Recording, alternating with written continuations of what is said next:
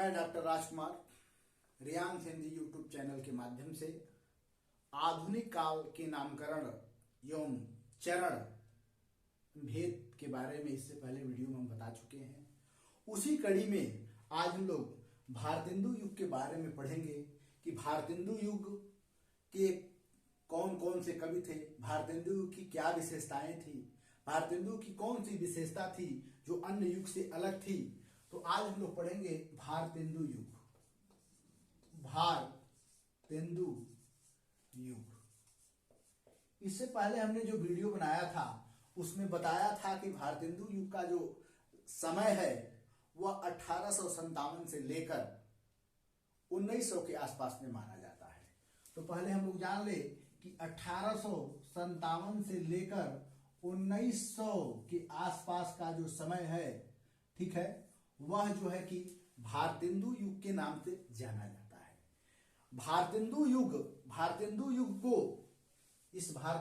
को रामचंद्र शुक्ल ने नई धारा का प्रथम उत्थान भी कहा था। ध्यान रखिएगा, इसका एक और भी नाम है जो रामचंद्र शुक्ल ने दिया है, नई धारा संबंध प्रथम उत्थान। यह ध्यान दीजिएगा कि नई धारा प्रथम उत्थान ये रामचंद्र शुक्ल का कहा गया है, जबकि इसी को, ठीक है, इसी को पुनर्जागरण काल भी कहा जाता है। पुनर्जागरण काल, यह ध्यान दीजिएगा, नौ जागरण काल के दो भेद रामविलास शर्मा ने किया था। रामविलास शर्मा, याद रखिएगा, रामविलास, ठीक है, रामविलास शर्मा एक बहुत बड़े विद्वान हैं। रामविलास शर्मा ने हिंदी नवजागरण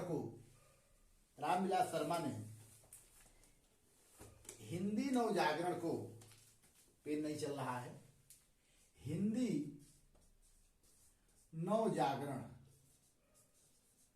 नवजागरण को दो भेदों में बांटा था, ठीक है, और एक को कहा था जागरण काल, ठीक है, और जागरण काल को ही हम लोग भक्ति काल कहते हैं, ध्यान दीजिएगा, भक्ति काल। और दूसरा बांटा था पुनर्जागरण काल, और इसी का नाम है भारतेंदु युग। इसलिए रामविलास शर्मा ने जागरण काल और पुनर्जागरण काल कहा कि आदि काल में जितने कवि थे सब भाट थे, चारण थे, राजा के गुलाम कह सकते थे। वह राजा की प्रशंसा करना ही, राजा कितना भी नालायक हो, अच्छा हो, तो केवल उसकी प्रशंसा करते थे। लेकिन भक्ति काल के जो कवि थे वह जनता की भावनाओं से रूबरू हुए थे, चाहे वह तुलसीदास हो या सूरदास हो, कबीरदास हो, रैदास हो या रज्जब हो या गुरु नानक हो, जितने भी थे वो समाज से जुड़े हुए थे और समाज की भावनाओं के अनुरूप समाज के नस को पहचानते थे।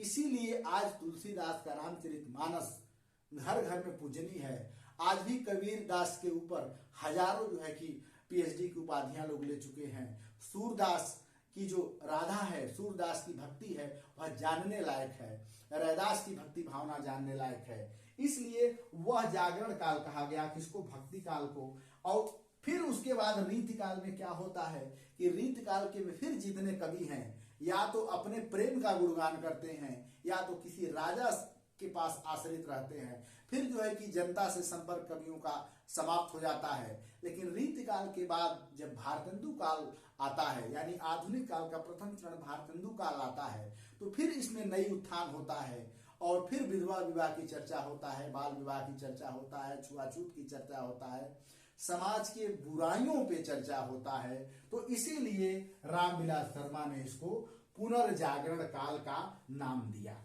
ठीक है। तो एक नाम इसका और हो गया। तो कम से कम भारतेंदु जी का यह बारे में आप लोग अच्छी तरह जानिएगा कि भारतेंदु युग में कौन कौन ऐसी विशेषताएं हैं। अब हम आते हैं भारतेंदु युग के कवि के बारे में। कवि की अगर चर्चा करें कि कवि मतलब भारतेंदु युग के कवि कौन कौन थे, तो भारतेंदु युग के कवि में सबसे पहले जिसका नाम बड़ा आदर से लिया जाता है, जिनके नाम से ही यह युग जाना जाता है, वह है भारतेंदु हरिश्चंद्र। क्या नाम था? भारतेंदु हरिश्चंद्र। हरिश्चंद्र। यह भारतेंदु जो हरिश्चंद्र थे, इनका जो जन्म था, ध्यान रखिएगा, 1850 में जन्म हुआ और 1885 में जो है कि ये मर गए। मात्र 35 साल जिए थे। यह सन 1850 में जन्म लिए, 1885 में मर गए। इनके सम्मान के लिए और 15 साल अधिक तक माना जाता है कि भारतेंदु युग है।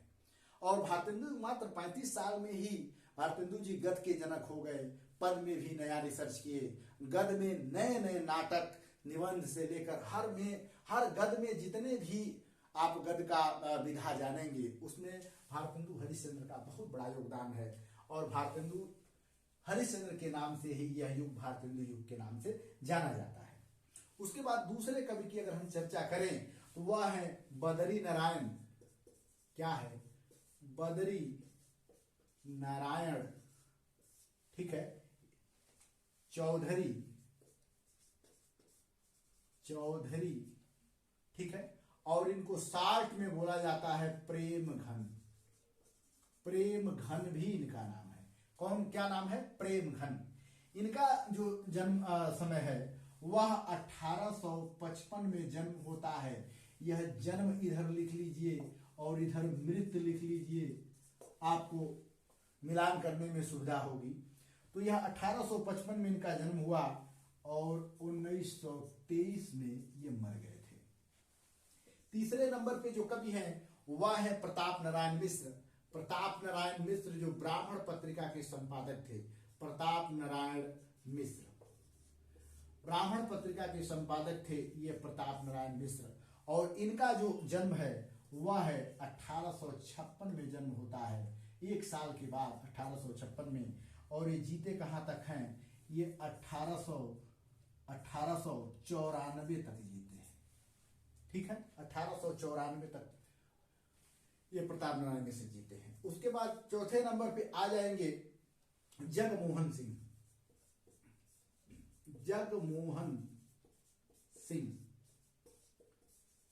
जगमोहन सिंह जो कवि हैं, इनका जन्म होता है 1857 में, एक साल के बाद। और ये इनका मृत्यु कब है? 1899। इनके बाद आते हैं अंबिका दत्त व्यास। अंबिका दत्त व्यास। अंबिका दत्त व्यास का जो जन्म और मरण है वह है 1858 में इनका जन्म होता है और 1900 में इनकी मृत्यु होती है। उसके बाद आते हैं जो भारतेंदु हरिश्चंद्र के फुआ के लड़के थे, राधा कृष्ण दास। राधा कृष्ण दास, इनका जो जन्म है वह है 1865 और इनका जो मृत्यु है वह है 1907। इसके बाद अन्य कवियों की अगर हम बात करें इसमें, तो और कवियों में हम लोग ले सकते हैं, एक है राधा चरण गोस्वामी। राधा चरण गोस्वामी एक राधा चरण गोस्वामी है। एक नवनीत चतुर्वेदी है। नवनीत चतुर्वेदी, ठीक है। और एक और कवि को हम लोग ले सकते हैं जो महत्वपूर्ण है, वह है गोविंद गिल्ला भाई। गोविंद गिल्ला भाई,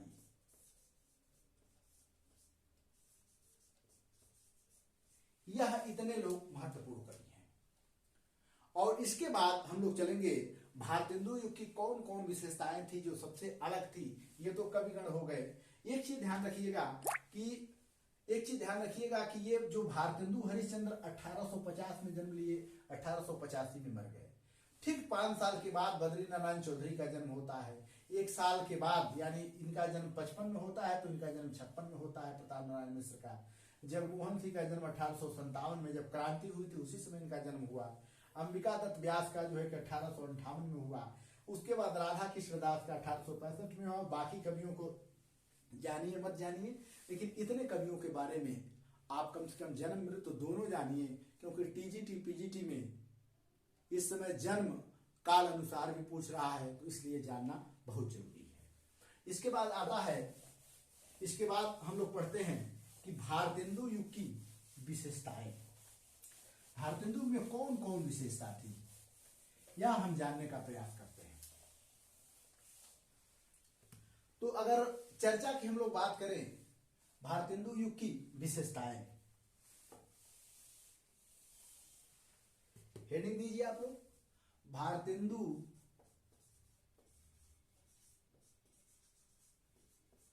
युग की विशेषताएं या लक्षण दोनों कह सकते हैं। तो अब भारतेंदु की कौन कौन विशेषता होगी, आप थोड़ा सा ध्यान लगाइए। 1857 की क्रांति हो गई है, अंग्रेजों के खिलाफ समाज में एक बगावत फैल गई है।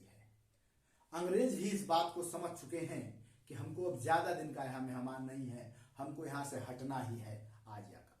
लेकिन अंग्रेजों के समर्थक जो यहाँ के बुद्धिजीवी वर्ग थे वह थे, क्योंकि अंग्रेज एक तरफ आर्थिक नुकसान पहुंचा रहे थे देश को, तो दूसरी तरफ समाज सेवा भी वो जम के किए थे और नई नई नीतियां बनाकर यहाँ जो अंधविश्वासी लोग थे, आज भी अंधविश्वासियों की जनसंख्या ज्यादा है, अंधविश्वासियों पर कुठाराघात करने में अंग्रेज थोड़ा भी हिचकते नहीं थे। और उन्हीं का देन है कि आज जो महिलाएं अधिकार पाई हैं उन अंग्रेजों की ही देन है। और अंग्रेजों ने ही सती प्रथा, ठगी प्रथा, जात पात, छुआछूत, अन्य जो भी समाज हित में कानून बनते थे, या शिक्षा में कहिए, जो स्त्री और पुरुषों को एक साथ शिक्षा लेने का अधिकार है, ये अंग्रेजों की ही देन है। तो उस समय अंग्रेजों के तरफ एक तरफ तो लाभ था, लेकिन दूसरे तरफ अंग्रेजों के प्रति बहुत बड़ा द्वेष भी था। यहाँ के लोग जान चुके थे कि अंग्रेज एक शोषक के रूप में यहाँ काम कर रहे हैं, यदि लाभ कर रहे हैं तो हमारा आर्थिक हानि भी पहुंचा रहे हैं। इसलिए एक जो वर्ग था वह अंग्रेजों का समर्थक था, तो दूसरा जो वर्ग था वह अंग्रेजों का प्रबल विरोधी था। और कहीं न कहीं राष्ट्रीयता की भावना सभी कवियों के अंदर फूटती है। उसी में भारतेंदु युग का जन्म होता है। इसीलिए इसकी जो सबसे पहली विशेषता है वह है राष्ट्रीयता की भावना। ठीक है, राष्ट्रीयता की भावना। देखिए, राष्ट्रीयता की भावना या राष्ट्रीयता की भावना इसलिए है कि जितने भी कवि थे वह कहीं न कहीं राष्ट्रभाषा से, जैसे राष्ट्रभाषा, राष्ट्रभूमि, राष्ट्रगीत, उस समय एक राष्ट्र के प्रति अजीब सोच था। आज के जैसे राष्ट्रवादी नहीं, उस समय के जो राष्ट्रवादी थे, आज के राष्ट्रवादी में धरती आसमान का फर्क है। आज का राष्ट्रवादी केवल नेता बनने के लिए राष्ट्रवादी है, उनके अंदर राष्ट्रीयता का थोड़ा भी लक्षण नहीं है। लेकिन उस समय के जो राष्ट्रीय भावना से जो ओतप्रोत थे वो निश्चित रूप से देश के प्रति सोचते थे। और भारतेंदु हरिश्चंद्र जी का इसमें पहला नाम आता है जब वो कहते हैं कि अंग्रेज राज, हरिश्चंद्र जी ने क्या कहा, कौन हरिश्चंद्र, वही भारतेंदु हरिश्चंद्र। हरिश्चंद्र जी का कथन है। हरिश्चंद्र की एक कविता है, कौन सी कविता है, अंग्रेज राज, अंग्रेज राज। ठीक है, देखिएगा ध्यान से, अंग्रेज राज सुख साज, सुख साज, अंग्रेज राज सुख साज, सब भारी, सब भारी। ठीक है, पैधन, पैधन विदेश, ठीक है, पैधन विदेश चली जात, चली जात, अति ख्याली, अति, ठीक है, अति ख्यारी, मतलब अंग्रेज राज में सुख साथ सब तो ठीक है, लेकिन यहाँ का धन जो विदेश जा रहा है ये बड़ा कष्ट का विषय है। देखिए, अंग्रेज पे टिप्पणी करने की क्षमता वही व्यक्ति रख सकता है जो अंग्रेजों के नियमों अनुसार, अंग्रेजों के सिस्टम में पला बढ़ा हो। भारतेंदु हरिश्चंद्र अंग्रेजों के सिस्टम में पले बढ़े थे, इसीलिए अंग्रेजों के साथ वह रहते भी थे और अंग्रेज के नियमों का विरोध भी करते थे। यह बहुत बड़ी बात है। इन्हीं के साथ एक और जैसे कविता के बारे में हम लोग दे सकते हैं, जो राधा चरण गोस्वामी, राधा चरण गोस्वामी जो एक कवि है।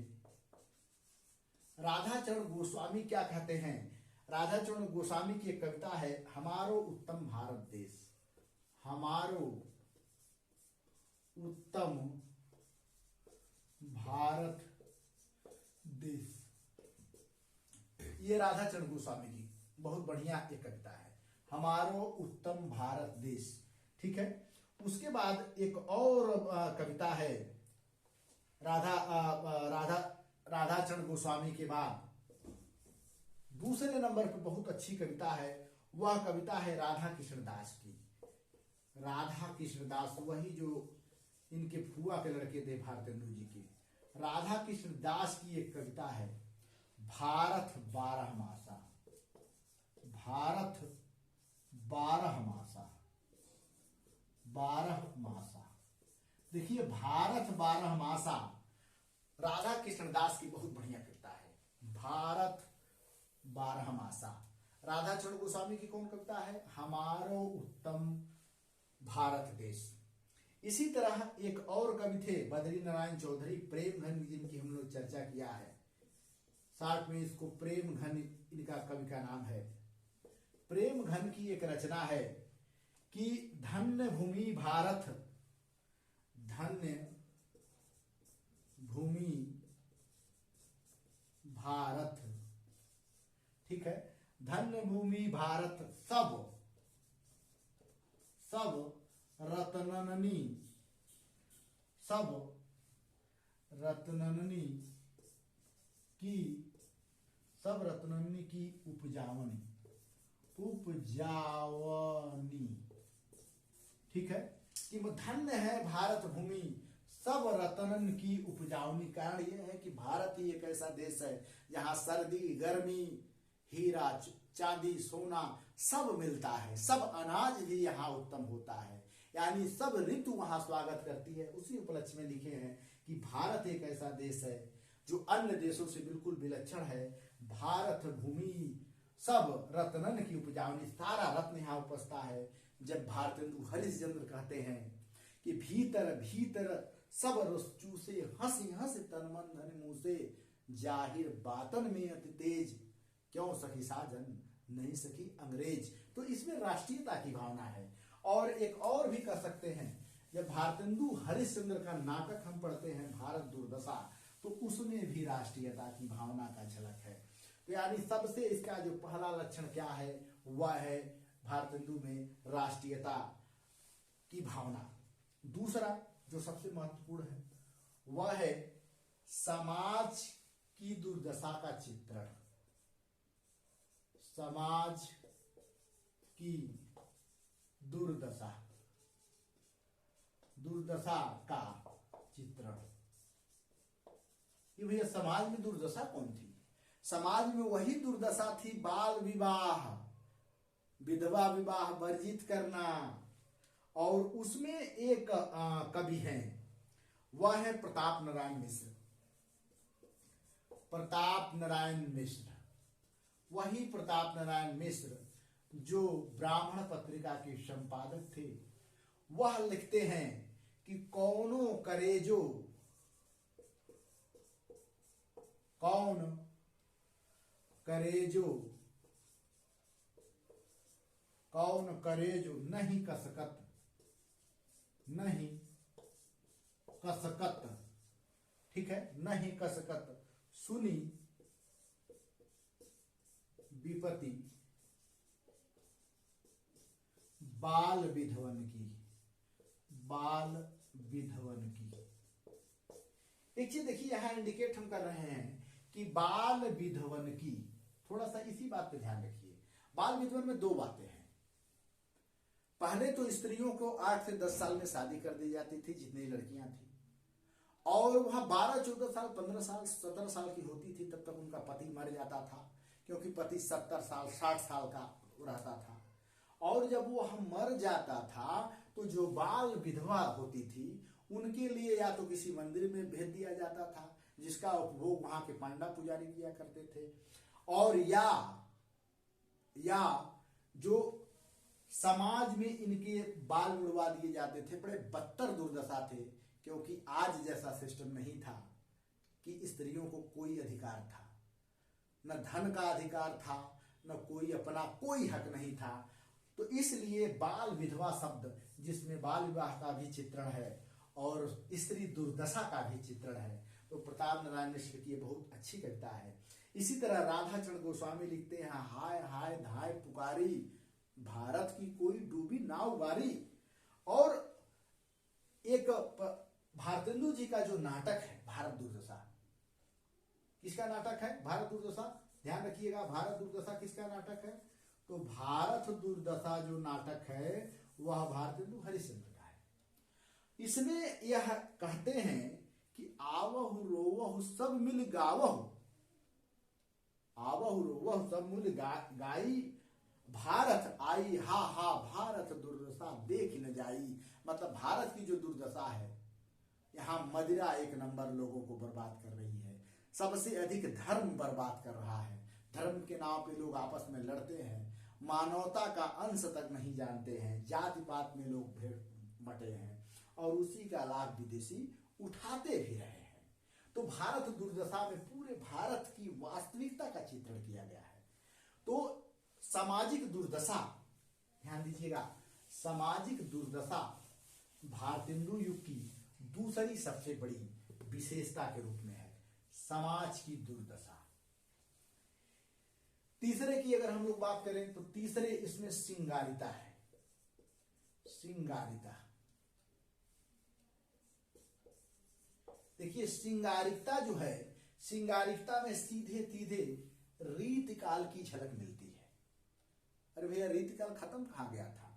रीतिकाल में ब्रज भाषा में कविता लिखी जाती थी। ध्यान रखिएगा, भारतेंदु में भी जितनी कविताएं लिखी थी सब ब्रज भाषा में लिखी जाती थी, और इसीलिए उस समय जितने भी कवि थे कहीं ना कहीं, ठीक है, श्रृंगारिक रहा करते थे। लेकिन जब श्रृंगार रहेगा तो ये भी ध्यान रखिएगा, भक्ति भावना का भी चित्रण होगा।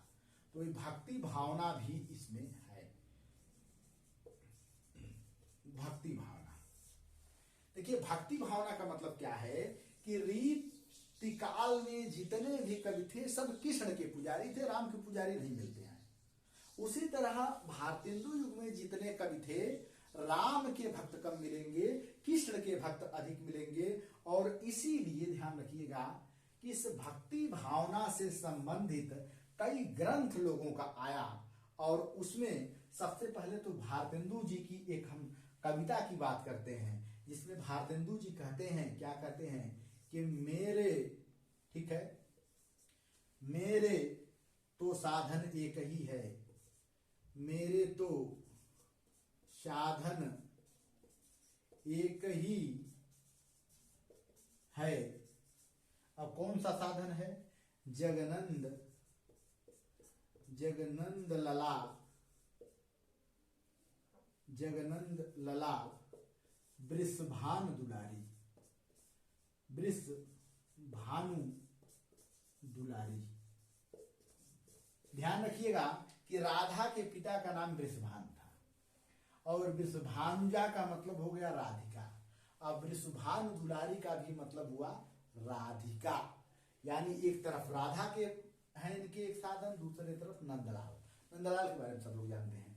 तो भक्ति काल में राधा कृष्णदास कहते हैं कि जो विषया संतन तजी, राधा कृष्णदास की कविता है, ध्यान रखिएगा, राधा कृष्णदास कहते हैं कि जो विषया संतन तजी, मतलब जो विषय संत लोग त्याग कर देते हैं, ता ही मूढ़ लपटात, मूर्ख लोग उस पर लपटाते हैं, जो नर डारत बमन करी, जो मनुष्य खाते ही उल्टी कर देते हैं, स्वान स्वाद सो खात, कुत्ते उसी को स्वाद से खाते हैं। तो ये भक्ति काल की अजीब विडंबना थी। और ये भी ध्यान रखिएगा कि भक्ति काल से संदर्भित कई रचनाएं भी आई। सबसे पहले हम भारतेंदु जी की रचना लेते हैं। भारतेंदु जी की रचना है, भारतेंदु जी की रचना का ध्यान देंगे तो भारतेंदु जी 3 रचनाएं, एक है भक्ति सर्वस्व, यह इनकी बड़ी प्रसिद्ध रचना है, ये भक्ति भावना से संबंधित है। दूसरा है वैशाख, वैशाख महात्मा,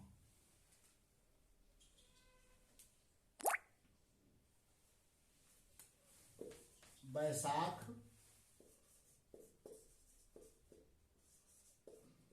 महात्मा। तीसरा है कार्तिक स्नान, कार्तिक स्नान, यह जो है कि बड़ी प्रसिद्ध इनकी है, यह भक्ति भावना से प्रेरित रचना है। इसी तरह एक और है जो है कि क्या बोलते हैं, अंबिका दत्त व्यास, दूसरे का नाम है अंबिका, जिनकी हमने चर्चा किया था, अंबिका दत्त व्यास। इनकी रचना है कंसवध, कंसवध, ये बड़ा प्रसिद्ध हुई थी। इसी तरह बद्री नारायण चौधरी प्रेम घन, बद्री नारायण चौधरी प्रेम घन, जिनका शार्ट में हम लोग प्रेम घन ही कहते हैं, प्रेम घन की 2 रचना है, वो बड़ी प्रसिद्ध हुई थी। प्रेम घन की रचना वह है सूर्य स्रोत, सूर्य स्रोत, और दूसरी रचना है अलौकिक लीला, अलौकिक लीला। ये ध्यान रखिएगा, ये भक्ति काल से संबंधित रचनाएं हैं, और ये सब रचनाएं अधिकांश टीजीटी पीजीटी में पूछी जाती है। राधाचरण गोस्वामी की एक बड़ा सुंदर रचना है, राधाचरण गोस्वामी, जो कई बार टीजीटी पीजीटी में आया है, राधाचरण गोस्वामी, ठीक है, गोस्वामी। इनकी रचना है 9 भक्तमाल, 9 भक्तमाल। याद रखिएगा, अगर केवल भक्तमाल की चर्चा हो तो भक्तमाल नाभा दास की रचना है, अगर 9 भक्तमाल की चर्चा हो तो राधाचरण गोस्वामी का ये रचना है। तो भक्ति भावना इसमें कूट कूट के भरी है, इसमें कोई शक नहीं है, ठीक है। इसके बाद जो भारतेंदु युग की विशेषता की हम लोग चर्चा कर रहे हैं, उसके बाद प्रकृति चित्रण भी इसकी बहुत बड़ी विशेषता है। प्रकृति चित्रण, खूब प्रकृति चित्रण का इसमें लोगों ने सहारा लिया है, ठीक है। इसके बाद 6ठे नंबर पे हम लोग देख सकते हैं कि हास्य व्यंग, हास्य व्यंग। देखिए, हास्य व्यंग कब शुरू होता है, जब हम समाज के विपरीत कोई कार्य करते हैं, हमारा मजाक उड़ाया जाता है। अंग्रेज जब आए यहाँ सती प्रथा में देखे, यहाँ छुआछूत देखे, जात पात में लोग बंटे देखे, तो वो लोग यहाँ के लोगों पे बड़ा हंसते थे। तो व्यंग कब उठता है, जब समाज में भ्रष्टाचार हो और चेहरे पे राष्ट्र प्रेम की भावना दिखाई दे रही हो, तो वहां पे भ्रष्टाचार जब जहां हो। भारतेंदु हरिश्चंद्र जी का जो नाटक है अंधेरी नगरी चौपट राजा टकेसर भाजी टकेसर खाजा, उसमें एक चूरन वाला है। वह कहता है कि साहब चूरन लोग जो खाता है सारा हिंद हजम कर जाता है, मेरा ऐसा चूरन है कि आप खा लेंगे तो सारे देश को बेच देंगे, सारे देश को लूट लेंगे, तब भी आप एक देशभक्त के रूप में ही नजर आएंगे, ऐसा चूरन है। और आजकल के नेताओं हम लोगों को चूरन खिला भी देते हैं, जो हमारा हिस्सा लूट के बर्बाद कर रहे हैं, उसके बावजूद भी हम लोग समझते हैं कि बहुत बड़े देशभक्त हैं। तो हास्य व्यंग की इसमें चर्चा बहुत बढ़िया है, और भारतेंदु जी के जितने भी नाटक हैं उसमें हास्य व्यंग है। भारत दुर्दशा में जो वह गाना है, दुनिया में हाथ पैर हिलाना नहीं अच्छा, कौन चले मिलने यार के घर, बैठे बैठे मर जाना, दिल लगाना नहीं अच्छा। मतलब यहाँ के लोगों में आलसीपना, निठल्लापना इतना भाग्यवादी है कि 12-12 अंगूठियां पहनते रहते हैं, ठीक है, लेकिन कर्म नहीं करते हैं। तो यह हास्य रंग वहीं से शुरू होता है। और इस समय सबसे बढ़िया एक और अंत में हम कह सकते हैं कि एक समस्या पूर्ति इस भारतेंदु युग की सबसे बड़ी विशेषता है। कई बार ये जैसे पूछा जा चुका है, ध्यान रखिएगा कि समस्या पूर्ति किसकी विशेषता है। तो ध्यान रखिएगा, समस्या पूर्ति जो है कि भारतेंदु युग की सबसे बड़ी विशेषता है समस्या पूर्ति। और समस्या पूर्ति का मतलब क्या होता है कि कोई शब्द लिखा जाता है 4 लाइन की, और उस शब्द के बारे में अन्य लोग पूरा करते हैं। जैसे प्रताप नारायण मिश्र एक थे। कौन? प्रताप नारायण मिश्र। प्रताप नारायण मिश्र की एक समस्या पूर्ति रचना है, पपीहा जब पूछे पीयू कहाँ। पपीहा जब पूछे पीयू कहाँ, यह एक लाइन दे दिया जाता था। यह कविता है। क्या है? कविता है। और इसको जैसे अब दूसरे लोग पूरा करते थे। अब दूसरे लोग पूरा कैसे करते थे कि बन बैठी मान से मूरत सी, मुख खोलत नाहि नहाय नहा, तुम ही मनुहार के हार परे सखियान कौन चलाए तहा, वह ब्यारी बहे तब बदल कखूं, पपिया जब पूछे पीयू कहा। एक कविता लिखी जाती थी, इसमें रचनाएं और बढ़ाई जाती थी। तो यह जो है कि क्या बोलते हैं, प्रताप नारायण मिश्र का है। इसी तरह जो है कि अंबिका दत्त व्यास का है कि पूरी अमी कटोरिया सी, चिरंजीव रहो विक्टोरिया रानी। और विक्टोरिया रानी के खुशी पर वह गाते थे। अब भारतेंदु हरिश्चंद्र की भी एक समस्या पूर्ति है कि पीयू प्यारे तिहारे बिना, अखिया दुखिया नहीं मानत है। तो ये सब जो रचनाएं हैं वह जो है कि समस्या पूर्ति संबंधी रचनाएं हैं। और अंत में एक सबसे बड़ी विशेषता क्या है कि ब्रज भाषा का प्रयोग। ब्रज भाषा का प्रयोग याद रखिएगा कि ब्रज भाषा का प्रयोग का मतलब होता है कि जो भारतेंदु युग था, कौन सा? भारतेंदु युग, इसमें 2 तरह का प्रयोग होता था। गद के लिए खड़ी बोली का प्रयोग किया जाता था, ध्यान दीजिएगा, गद के लिए खड़ी बोली, और पद के लिए ब्रज भाषा का प्रयोग किया जाता था। याद रखिएगा कि भारतेंदु युग में पद के लिए ब्रज भाषा का प्रयोग किया जाता था। और अंतिम में यह कह सकते हैं कि विविध छंदों का प्रयोग भी इसमें होता था। इस तरह भारतेंदु युग की इतनी विशेषताएं हैं जो सबसे